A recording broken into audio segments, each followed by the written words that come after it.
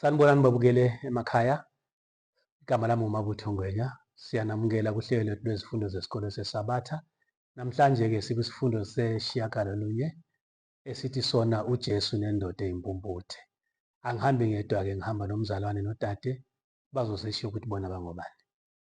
Okhulumayo Sisiyabusisiwe wakwaVilakazi. Igama lami-ke nguThabani Sibonga. Amen. Siyabonga. Siqala-ke isifundo sethu, sizovala amehlo sithandaze. Baba ongcwele osezulwini, sibonga umusa wakho usihlanganisile ukuze sizokwenza isifundo. Sicela usinikeze ukuzwisisa okuhle. Konke siyakukhuluma kusilethele insindiso nodumo oluye kuwe. NgoJesu siyakhuleka. Amen. Amen. Singena-ke kwisifundo sethu. Ivesi lethu laphana silithola kuJohane 9 evesini lika-39 lithi uJesu wayesethi, emhlabeni ngizele ukwahlulela ukuze labo ababonayo bangaboni nabangaboniyo babone. UJesu-ke uchaza umsebenzi awuzele emhlabeni ukuzowenza. Ithi Desire of Ages page 471.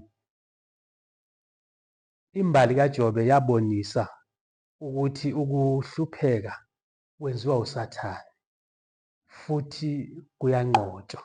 So konke ukuhlupheka esinakho kuvela kubani? Kuvela kuSathane. Akuveli kuNkulunkulu. Akuyona intando kabani? KaNkulunkulu ukuze sihlupheke. But now uJesu uthi yena uzele ukuze abangaboniyo babone, ababonayo bathini? Bangaboni. Ingabe sizwisisani ngale nkulumo? Ngokuzwisisa kwami ukuthi la uKristu wayechaza isimo abaFarisi ababekuso. Babezitshela ukuthi bayabona, kepha la uJesu uyabakhombisa ukuthi kukhona ukubona kwenyama, kukhona ukubona kwesimoya. Lokhu sikubona ukuthi uJesu ufikile phakathi kwabo, kepha bamangalanga. Sikhuluma ngabantu abaphethe imibhalo nabafundisa abantu, kepha uKristu mayesefikile bahluleka ukuthi bambone ngoba bengazwisisi izinto zesimoya. Amen. Njalo futhi-ke kuvezwa-ke uSathane umsebenzi awenzayo emhlabeni. Usibuyisela emuva embalini kaJobe ukubana wahlupheka okumangalisayo. Kwaze kwathi ngemva ezithile uNkulunkulu wamelapha wabona. So umuntu lona owayengaboni, ibanga ahamba kulona lalide kakhulu engaboni. Ma esethutha ukubana-ke abone, wabona into ezihle, waze wamamukela umsindisi at that time. But abaFarisi abaphela uJesu for more than a time, abazange bamvume bambone loMessiah. Kodwa umuntu lo nxa esesindisiwe, it took time at that point washo wathi no, ungubani umsindisi, uMessiah othembisiwe. So lokhu kusho ukuthi kunokwenzeka ukuthi sicabanga ukuthi siyazi sibe singazi, sicabanga ukuthi siyazwisisa sibe sinjani, singazwisisi. Umbuzo wethu-ke wokuqala laphayana othi wona ukuzwisisa okungaqondile. Uthi wona-ke abalandeli bakaJesu bambuzani uJesu uma bebona le ndoda eyayizelwe ingaboni? Babuza abafundi bakhe uma bedlula bebona le ndoda engaboni. Bathi, Rabi, ubani owonayo, lona noma abazali bakhe, aze azalwe eyimpumputhe na? So kusho ukuthini-ke? Ngabe kusho ukuthi babecabanga ukuthi ukuze abe yimpumputhe kumele kube kuwuye owonile noma abazali bakhe? Esothola lapha ngobhila phansi.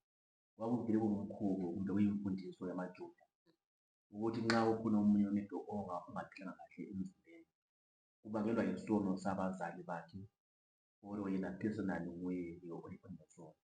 So-ke abafundi lasibathola belomqondo ofananayo namaJuda ukuthi na babuze uJesu ukuthi ngempela ingabe phakathi kwabantu ababili ngubani owabonayo ngabazali bakhe or nguye personally. Kodwa uJesu bathi no, asibo asobazali, njalo futhi ayisiyo lo muntu. uyenzele ukuthi indoda nomuntu yenze isimanga ngayo. Siyabonga. So kusho ukuthi bona inkolo yabo amaJuda nabaFarisi kanye nabalandeli bakaJesu babekholwa ukuthi konke ukuhlupheka kuza ngenxa yesono somuntu onjani ohluphekayo.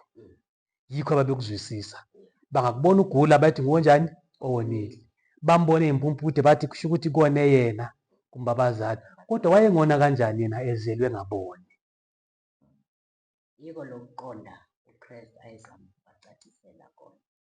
Ngiyathemba-ke masiqhubeka nesifundo sizobona ukuthi lokuphambana noma lokuhlanekezela iqiniso likaNkulunkulu uJesu wakuphendula kanjani. Asiyeni-ke kunamba 2 wethu othi yena ngenxa yenkazimulo noma udumo lukabani lukaNkulunkulu. uJesu uphendula athini-ke mayebhekise ekuhluphekeni nesono na? Ngoba babuzile ngithi bathini kone bani phakathi kwakhe nabazali bakhe na? uJesu yabaphendula la uthi akonanga yena noma abazali bakhe, kodwa ukuze kubonakaliswe kuye imisebenzi kaNkulunkulu. Uma eqhubeka la uthi ngisekhona ezweni ngikukhanya kwezwe. Mzalwane kunye sikuthola-ke. Ya, unyeni sekushilo ngaphambili nje lapha kunamba 2 ukuthi inkulu yamaJuda yayithona umuntu ogulayo ongaphilanga kahle ngabazali omuntu. So-ke uJesu-ke uchasisela abafundi ngokujulileyo ukuthi-ke lowo muntu-ke azange awone neither abazali bakhe. Kuyenzeka ibona enze umsebenzi omkhulu. So manje abafundi bafokhase kumpunela uJesu ayezayenza bona wayezenza isimanga leso ababengazicabangeli into abengazikhuluma. So nathi amafitshane lathi-ke masibe ngabantu-ke abathi nxa sifuna omunye imibhekathe kahle size futhi ingabe umbani wonileyo ukuze abe nje kumbe bahlupheke kanje wenziwe ngobani. Nasikhulela umuntu nxa siyambona ephakathi phambili simsize asuke ezinhlungu kumbe esonweni lesi abhekene phakathi kwakhe. Impendulo-ke kaJesu uthi kubo akonanga bani umzali noma yena, kodwa kuzobonakala ini yes inkazimulo. So uyabonisa-ke ekuqaleni sifundile ukuthi ukuhlupheka konke nesono kuvela kubani? kuSathane. So akumelanga sicabange ukuthi lo muntu wazalwe ngaboni kwenziwe nguNkulunkulu ukuthi angaboni kwenza ukuthi uNkulunkulu abesesenzani isimanga sokumvula amehlo. Cha, kwaba umsebenzi kabani? kaSathane ukuthi azalwe engaboni. uJesu wasethi esembona lo muntu ezomsiza wathi kuzovela ini? Amandla kabani? kaNkulunkulu. Noma uSathane behlose ukuthi lo muntu engaboni. Mambusi. Okunye ngeke ngabuyela emuva mangikhumbula uMose ebizelwa umsebenzi kaNkulunkulu. Ekhala ethi namalima ngikwazi ukukhuluma. uNkulunkulu yambuza ukuthi ngubani okudalile? Ubani owenza impumputhi, izinyonga nakho konke? Kuyabonakalisa lana ukuthi amandla kaNkulunkulu aloke esebenza kithina singabantu ukuthi ekugcineni sibone amandla akhe aphilisayo. Kulawo mandla-ke uthi umbuzo olandelayo wenzani kuKristu? Nale ndoda eyayimpumputhe yona yasebenzisana naye kanjani? Suthola lapha ngevesi le yesi-2 kuJohn 9. uJesu akazange ayenze immediately ukuthi maybe aproclaime athi na bona but kuthiwa ukuthatha umdaka yawukhafulela ngama-perspective ngoba umdaka uyamgcoba ngaphi emehlweni umlayeli ubona ahambe aye echibini ayesiya. So ngamafitshane ukuthi na-ke amandla lawo ayekho edakeni lo ayenza kule phathi umuntu kumele ayenze lo uNkulunkulu mina kanjani ayenze wayela manje uthi nayi bona si ahlanjani ahlabona bale ngathi nayo umuntu fanele abe lephatha yenzileyo njengoba nathi sibengene siyenze ukuthi wadinga ubona naye nxa efuna ukubona ifuna abone njengathi abona ayenze ifuna ahambe akhulu impela nxa ngageza echibini kanjani lakani nxa ehambileyo ubuya ezibona. So uJesu azange ayiqhubekise indaba le ebabeyibuza bona ukuthini ngubani onile phakathi kwabani kwale ndoda nabazali, kodwa wathanda ukuthi babheke kakhulu amandla kabani kaNkulunkulu. So nathi asazi ukuthi wakone bani kodwa uKristu uthi akonanga mzali, akonanga bani, akonanga indodana le eyayingaboni. Nina-ke bhekana amandla kabani, kaNkulunkulu azothi asebenze.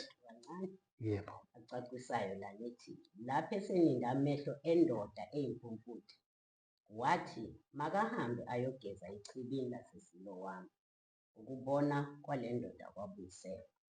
Ngakho-ke uJesu waphendula umbuzo wabafundi ngendlela ebonakalayo, njengoba ngokuvamile wayephendula imibuzo elethwa kuye ngenxa yosikisiki lokufuna ukwazi. Uma iqhubeka ithi abafundi ababizelwanga ukuba baxoxisane ngalo mbuzo wokuthi ngubani owonile noma ngubani ongonanga, kodwa bazwisise amandla nomusa kaNkulunkulu ngokunikeza ukubona kweyimpumputhe. Kwakusobala ukuthi ayengekho amandla okwelapha kubumba noma kwichibi lapho indoda eyimpumputhe eyathunyelwa ukuba iyogeza khona, kodwa amandla abekuKristu. Amen. So isihambile yayogeza le ndoda, yabona, bayaqala abantu bayakhuluma. Kwenzakalani? Kwenzakalani? Yebo mambusi. Bayabuzana, ingabe le ndoda akuyona na besiyibona ihleli lapha inxiba na? Abanye bathi nguye, abanye bathi cha, ufana naye.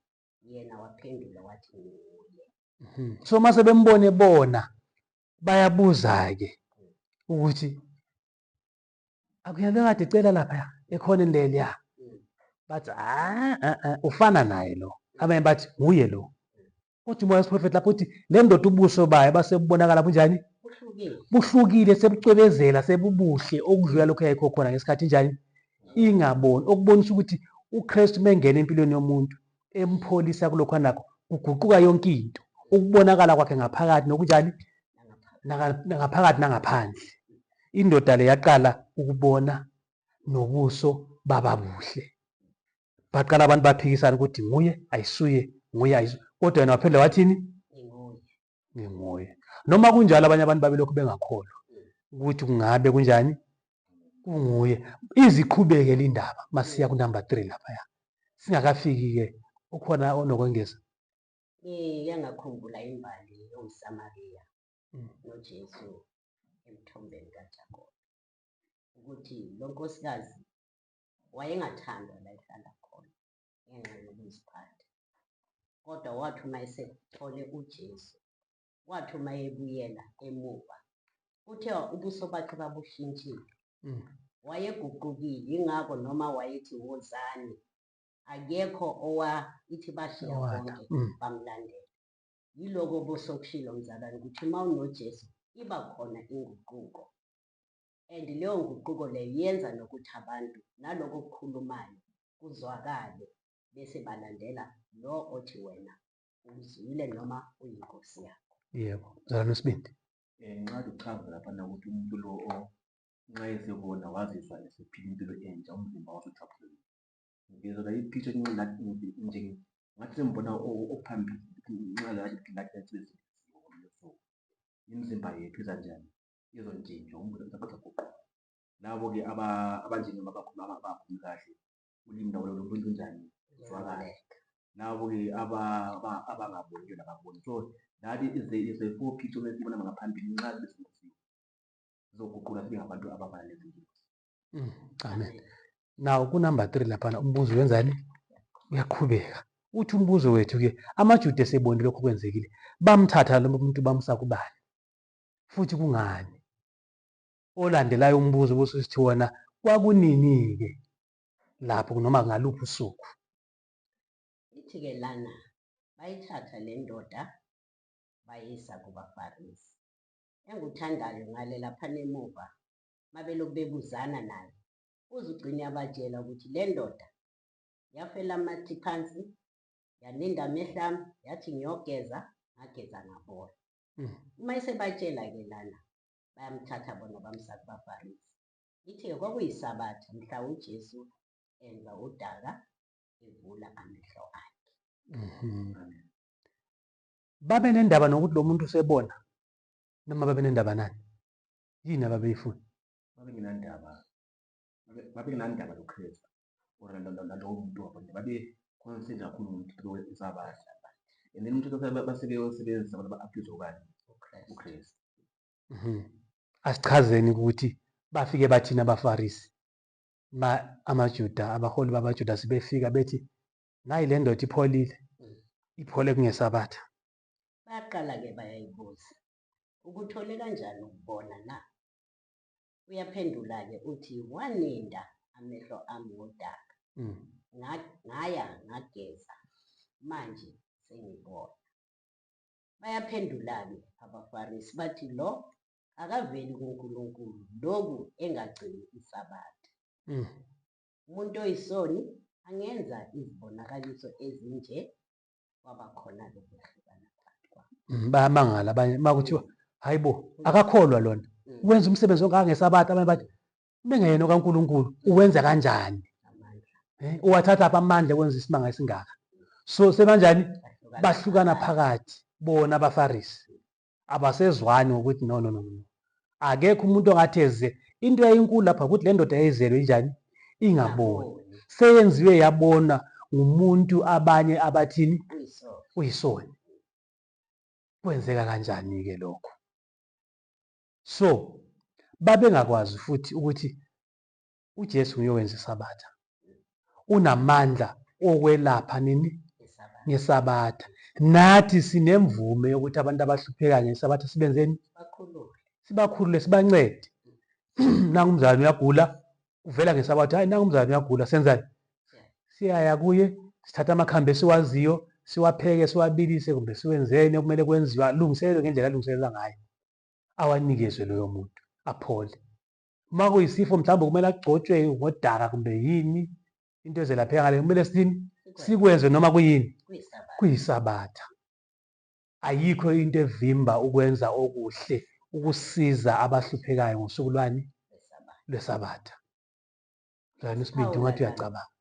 Ngicabanga ukuthi sizabuya kuwe. ukuthi isabatha lelo ababephila ngalo labo ngokwabo babebili bengagcini. So they appeared as if bathi sizomathatha babaligcina, but basebenzisa isabatha leli baba nokubona bahlulile uKristu. Nalabo abantu abafanayo abagcina isabatha, in their mind, emqondweni yabo babecabanga bona abanjani babulala umsindisi yena lo okhulumayo. So baningi ababesesaba ukuziveza ukuthi uKristu umsindisi, but in their hearts bamuhle ngempela awula muntu oyisoni enza into emihle.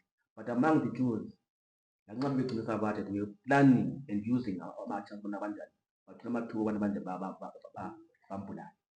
Ambusi sekulungile.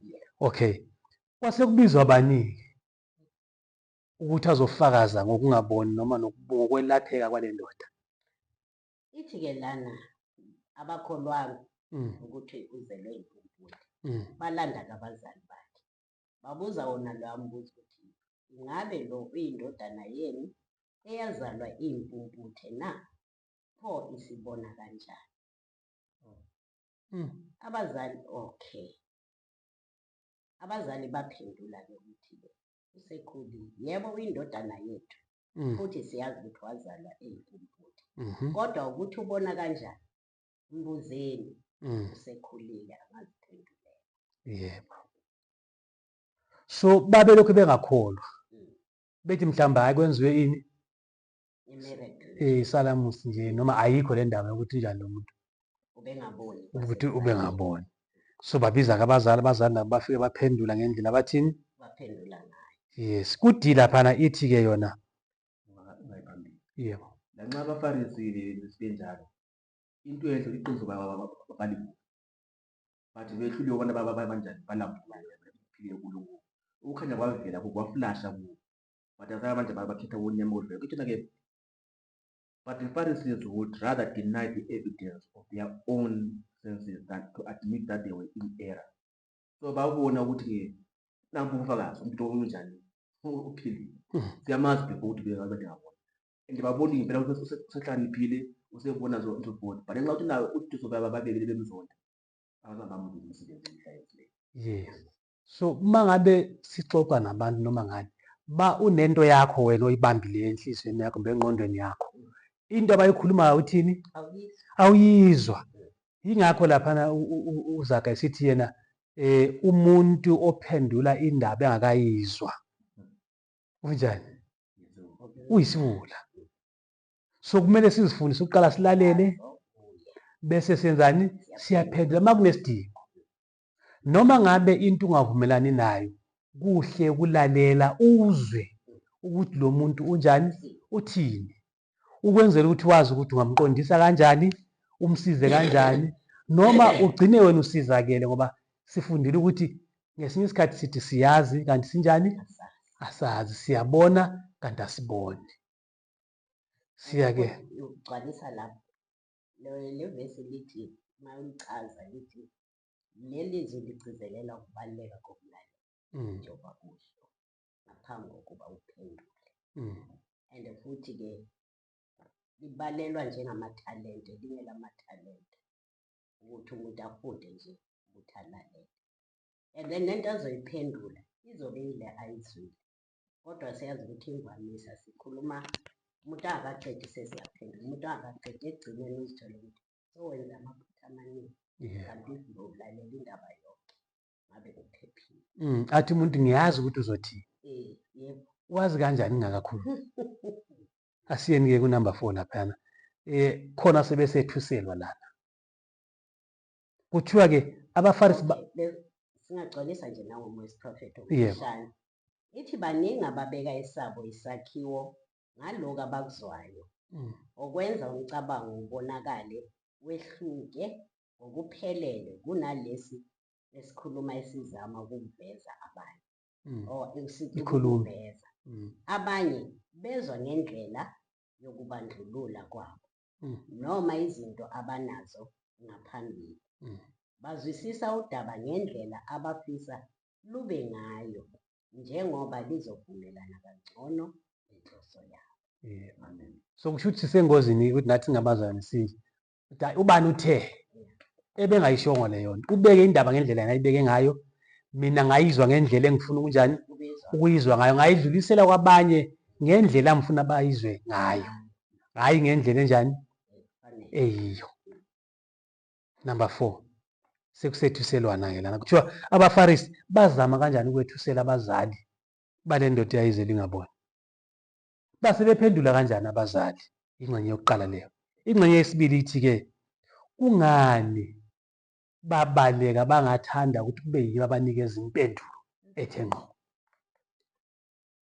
Lana beyaqhubeka abazali ukuthi siyazi ukuthi lowo mntana wethu, siyazi ukuthi wazalwa eyimpunzi, kodwa ukuthi ubone kanjani, usekhulile angaziphendulela. Uzalwane angagcwalisa ukuthi kuyini abazali babebesaba kakhulu. Abazali babebesaba-ke iposition yabo ethempelini. At that time, according to ukubhala kuka-Desire of Ages, page 472, kwakunomkhetho wokuthi labo abazavuma uKristu njengoMesaya bakholwe kuye ngokuphilileyo babezathi basuswe ethempelini bahlale for 30 days kanjani benga-athendi ama-services osuku. So abazali besaba ukuthi bangathi uJesu lanxa bebona uJesu vele ngumuntu onjani umelaphileyo ukuthi bavume besabela ukuthi nxa bengamva public enteni, they won't come to church anytime. Bazahlala ngaphandle inyanga izinsuku eziphezulu abagujwe ngazo. So-ke abaFarisi that was their last hope, bona manje bahlukumeze ukuthi bethuswa kwabani, abazali babo. And then but nxa abazali besithi hayi ukhulile umuntu lo akaziphendulele, then abaFarisi bathi hayi at least sinabo bakhula njengathi. So into ababeyifuna abaFarisi ukuthi vele abafuni kube nomuntu owamukela uJesu kuthiwa nguye ubani, uKristu umsindisi, ngoba bona umsindisi azange yeze ngendlela ababebheka ukuthi uzoza ngayo. So bonke umuntu omamukelayo sokuthi bathini, bamethusele impilo yakhe bese kwakuyinto enkulu ukuthi umntana wakho angasokwa. Uma kungazalwa umntwana emndenini lapho kusothiwa 30 days la kumele angasokwa, kanti umthetho wamaJuda wawusithi uNkulunkulu abanikeza wona uthi 8 days kumele umntwana athini, asokwe. Uma engasasokwa nge-8 days sokunento engahambanga kahle. Uma kunomuntu esefile kumele ukuthi ngabe uyangcwatshwa ngaleso sikhathi, 30 days yonke babezombeka phi umuntu ofileyo besabaka wasithi hayi ukhulile akathini akaziphendule kanti ngokusho njalo bamenza ngempela lo muntu aphendule impendulo ezothini ecacileyo ecacile ezobonisa ukuthi omelaphileyo ngubani uKristu and ukugcwalisa lapho sibona umbuso wababalisi ocindezelayo abantu babengakholekanga babekholwa ngokwesaba labaphathi babo. You can imagine uyohlala ngaphandle kwesinagoge for 30 days umntwana angasokwa oshonile angakhalelwa uyabona ukuthi babengenandaba nabantu babenendaba nezikhundla zabo kungathi benza okuhle kanti bacindezela abantu nokuthi basuse umsebenzi kabani kaKristu ungabe usabonakala. Now umbuzo wethu olandelayo uthi wona uma ngabe sisethuselwa yini emele ihlalise engqondweni yethu abantu mabefika besethuselwa ngokukholwa kwethu. uDavide ngokuzwisisa la uthi uJehova ungakimi angiyikwesaba umuntu angangenzani. Yebo, so akumelanga sesabe. Abazali ngempendlela abaphendula ngayo kwakulungile vele kwakungelatshwa ngabani bona kwakwelashwe leya ndoda zange yesaba-ke yona yaphendula ngokuthe ngqo ukuthi yalashwe ngubani uKristu. Nathi-ke akumelanga sesabe ngenxa yani kumele sime eqinisweni singenzi okubi ukuthi sijabulise labo bantu abasibuzayo sibe ngamaKristu aqotho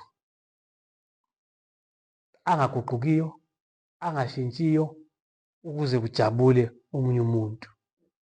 Sazi-ke ukuthi sazohlangabezana nani nempikiswana enkulu. Baningi abantu abasazoza basibophise basimise emthethwandaba kukhulunywe nathi ukukholwa kwethu size sithenjiswe nani nokubulawa. Kungcono ukuboshwa umuntu athenjiswe nani nokubulawa. Manje mawungaya e-Ukraine abazalwane bethu kuthiwa masibathandazela ngithi ngoba wonke umuntu wesilisa osemdala kumele aye kuphi bayahlushwa nxa ukukholwa kwabo bathi hayi no thina ngokukholwa kwethu asikwazi ukuthini ukuya empini. Sekufikile kubo lesi sikhathi sokuthi bamele ini iqiniso bamele ukukholwa kwabo nesethu siyeza ukuthi sifika nini kuwe nakimi sinjani asikwazi kodwa kumele sihlale silungu. Ukugcwalisa la kumoya wesiprofeto lokugcina ithi sizokwamukela ukumelana okwesabeka kakhulu okuvela kuma-Adventist amelane nomthetho kaNkulunkulu. Kodwa njengabakhi bezindonga zaseJerusalema akufanele siphambukiswe futhi sivinjelwe umsebenzi wethu ngenxa yemibiko, ngenxa yezithunywa ezifisa ukukhuluma noma ukuphikisana noma ukusongela okwesabekayo, kumenyezelwa kwamanga noma ngayiphi inkohliso uSathane angayakha. Asikhumbuleni amazwi kaDavide mase kufike leso sikhathi ukuthi uJehova ungakimi angiyikwesaba umuntu angangenzani na.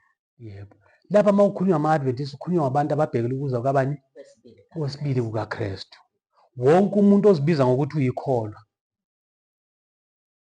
ubhekele ukuthi uKristu azi kuzoba yibo abalwisana nabo bani nathi uma sigcina intando kaNkulunkulu.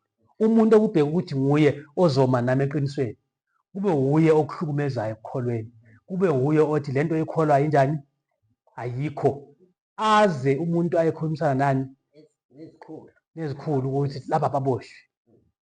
Luyeza-ke lolo suku lapha kunamba 5 ukuphindwa kwani kwembali. Ithi-ke laphayana chaza isimo abantu bakaNkulunkulu abagcina umthetho wakhe abazobhekana naso nokuthi-ke kumele ukuthi bame kanjani lapho noma baphendule bathini uma kumele baphendule.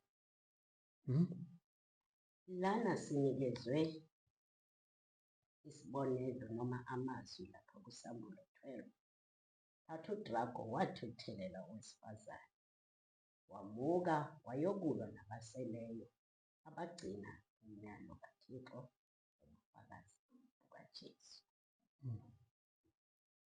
So uDrago ngubani? Usathane Right.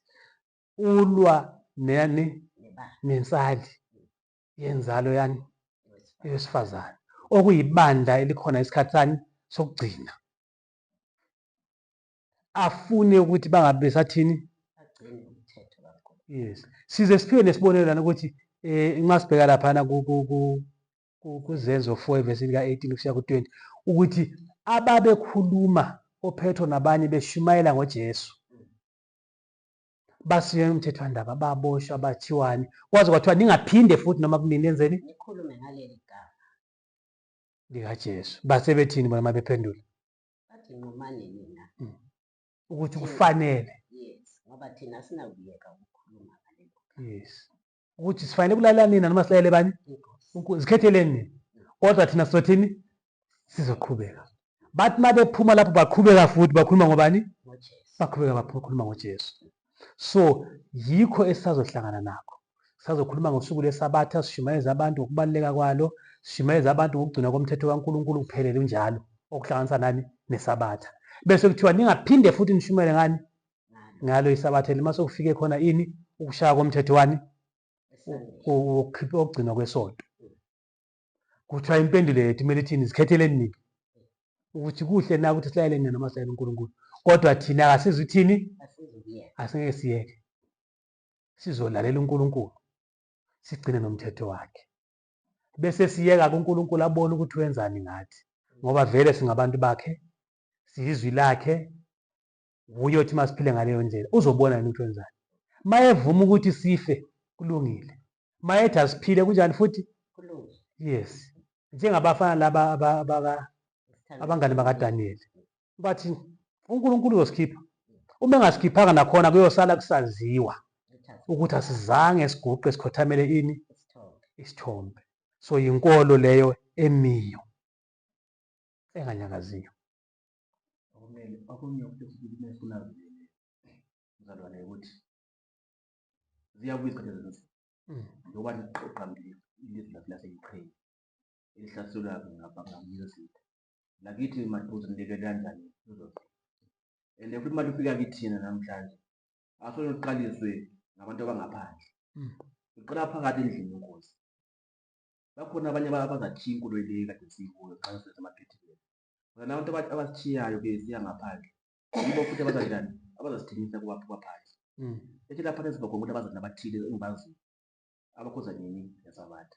So nxa ukhulu lwami lunama-rules, nxa sebefika kini la saswele impendulo zabona ngedidini at the end lahlekele inkulu. Emthina ke the power attending the message will only madden those who oppose it. So sathi uzafaka ukuthi stay ispirit emantwini nalaba opposayo. Ube lamandla amakhulu esingawaziyo. Ubona ba-attack insali kaNkulunkulu. Masikhulekele ukuthi nxa lolo suku lufika lathi siphendule njengoPeter inkosi. We ought to obey God rather than what? Asoze sife wasithandi. But sizafaka ukuthi nasamukile ukuthi ngaKristu-ke simhluphekile ngendlela uPetro lawo ababa bevela ukhona wabo. Yes. So-ke engqondweni zethu masihlangabezana nobubi yini okumele sihlale sinayo. Mase sibona lapha nombuzo wethu wokugcina othi masibhekana nani nobunzima nokulwiswa kumele sihlale sinani. Uthe uJesu uze emhlabeni eletha ini ukwahlulela ukuze abangaboniyo bathini Babone. nababonayo babe yini Izimpuputhe. ukubona lokho esikhuluma kwesikuqaleni ukuthi umoya ebona kwani kwesimoya, ukubonwa kweqiniso likabani likaNkulunkulu. Kuthiwa abapostoli bathi mase kuthiwa bangaphinde bakhulume ngobani ngoKristu, kuthiwa ngamandla amakhulu bahamba bayoshumayela ngovuko lukabani lukaJesu Kristu, ukuthi uJesu ngempela uvukile nguye lo. Base besithi-ke uthi-ke uJesu ningabesabi abanjani ababulala inyama kuphela, kodwa yesabani loyo namandla okubulala umzimba nani nomphefumulo. So kukho konke masibheka imbali yale ndoda eyayingaboni eyaboniswa nguJesu, amaJuda nabaFarisi behlangana bezama ukuthi igama likaJesu lingaphakanyiswa, ukuthi nguye owenzeni owenze le ndoda yayizwe lingaboni ibone. Le ndoda yama yathi ngubani? NguJesu ongenze ngabona. Abafundi bakaJesu uma kuthiwa bangaphinde bakhulume ngoJesu bathini? Qhubeka ngoJesu. So engikutholayo ke mina ukuthi kukho konke kumele kuphakanyiswe bani? uKristu. Indoda engaboniyo yaphakamisa uKristu isibona. Udumo lonke loya kubani? Loya kuNkulunkulu. Yayingaboni yabona. Nathi namhlanje uma singaboni ngokwesimoya sizobona kuphela ngokuvumela uKristu ukuthi ayenze isimanga kuphi? Enhlizweni zethu. Kungabe kukhona okunye sikushiyayo? Ngiphawulelana ukuthi le ndoda uma seyiqeda ukubona, okokuqala yamangalela konke yayikubona. Yayiqala phela ikazibona, yaqala ukubona abazali bayo, ekugcineni yabona noKristu owayiphilisayo. Injabulo yayingaphakathi kuthiwa wayithi uma ehamba amemezela ukuthi bengingaboni ngiyabona, bengingaboni ngiyabona. Ithi lokho kwaba ubufakazi obunamandla kakhulu. Sizwa ngezimpendulo uma ufunda yonke uchapter 9 ayiphendula ngayo abaFarisi ukuthi babembheka lo muntu njengongafundanga, ongabona, ayikho into azisho. Kepha iy'mpendulo zakhe zaziqotho ngoba uKristu, ithi laba ababengaboni ukuthi izingilosi zikaNkulunkulu zikule ndoda, zifaka amazwi zokuthi akhulume iqiniso njengoba linjalo. Kodwa-ke ngoba bengafuni iqiniso abalamukelanga. Mzalwane. So ngamafitshane Yesu enguthola ukuthi nathi namhlanje asikhulekele ukuthi-ke sibe ngabantu ababonayo ngiyale mpuphu. Thina namhlanje angeke sihambe echibini lelo-hotel. But into esingayenza namhlanje masivakatshele ubufakazi oqotho, asithiphe amakha amnandi, asivuse amehlo ethu sibone spiritual, ngoba manje siyabona ngezikhali. uNkulunkulu uJesu-ke uhlelile izinto ezenzakale ma sezabuya. Njengoba sibaluleka khona number 5 ukuthi-ke nxa i-opportunity ibuyayo, nxa sihlafuna ngesasa le-enforcement, uJesu azange akufihle wasambulela uNkulunkulu. So nxa into lezi ziqasibona ziyenzakale, mazingasitholi silibele, kodwa mafike alethuna nxa zenzakala amehlo ethu abone ukuthi kuyini okwenzakalayo, usiholela ngaphi. Umuntu ngamunye ame eqinile ukhuleni ngani khona agcine impilo kakhulu esakhulunkulu. Ngoba ngeke sime nje just ukuba siqine. Siqine ngokuthi senzani, siqine ukubikezela kwethu, ngemlayelo kabantu kaKristu. Nxa ama-enemies ebuya asithulile sivele amathi ngezembatho zokulwa nomphakathi asiphendule. Amen. Siyabonga-ke isifundo sethu sima lapha. Okubalulekileyo ukuthi umbukeli nomfundi wezifundo zesikole seSabatha azitholela esakhe isifundo ngale ndoda engaboni eyalashwa ngubani? nguJesu. Impendulo yezinto ezenzakala empilweni yakho yaziwa nguwe, okumele uyiphendule uma ngabe ubuzwa ngabanye abantu ngokukholwa kwakho. Inkosi-ke mayibusise ukufunda kwezilayo. Sizothi-ke sivale isifundo sethu ngomthandazo. Sicela-ke uMambusi asithandazele. Singavala amehlo. Baba, siyabonga ithuba usiphe lona ukuba-ke sibonisane ngesifundo sendoda eyazalwa impuphu. Sitholile-ke Baba ukuthi thina siyabona ngamehlo enyama. Kungenzeka kuba asinawo amehlo esimoya. Siyakhuleka-ke Baba ngoba izwi lakho malingene phakathi kwethu, nawe kwethu ukukhanyisa ezinhliziyweni zethu, sikwazi ukuthi njengoba sifunda lesifundo ukukhanya kukhanye ngaphakathi. Sithathe isibonelo sale ndoda, masibonile inkazimulo yakho ibonakaliswa kithi, siyibambe Nkosi, siyiqhubekisele phambili. Yiba nathi kube nabalaleli nababukeli Nkosi abalalele lesi sifundo, ukuthi masihlale ngezikhathi zonke sibonga nabazalwane esithe sahlanganyela kuso isifundo. Sicela konke elakho igama elihle manje kuze kube phakade. Amen. Amen. Siyabonga-ke balaleli nababukeli bethu. besifundo sesikole sesabatha. Sicela niphinde nihlangane futhi nathi kusifundo sethu esilandelayo, isifundo seshumi esithi sona ukubhekana nobumpumputhe besimoya. Inkosi inibusise. Amen.